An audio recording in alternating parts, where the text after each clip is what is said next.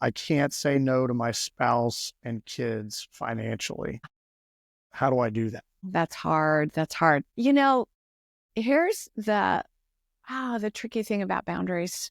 We can be adults and it's like, okay, I know what my budget should be and I know how to keep us financially viable.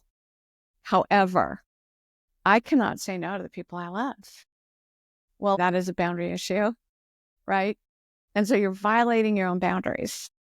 And then you're finding yourself in debt and in a dark hole and probably too many credit cards. And then you can feel more and more like a failure.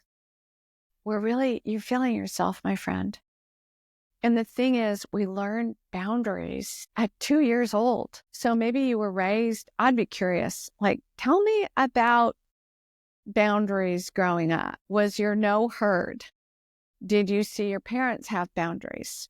Would they have limits with you? Did they say, when you're at the grocery store and, they've got all the candy lined up and you'd say, Mommy, I want this, this, and this. And she'd say, yes, darling, have whatever you want.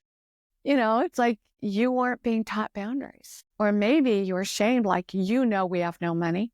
Don't ask for that. And so you're so shamed. Like, what do you think? Money grows on trees? And so you've got this harsh response around, you wanted a Tootsie Roll. There's no sin in that. It's just boundaries got so complex because they've got all these emotions wrapped around them. And so now, instead of saying, hey, kids, yeah, I'd love to buy that for you. And right now it's not in the budget. Hey, spouse, man, I'd love to go on that vacation with you. You bet. That would be a blast.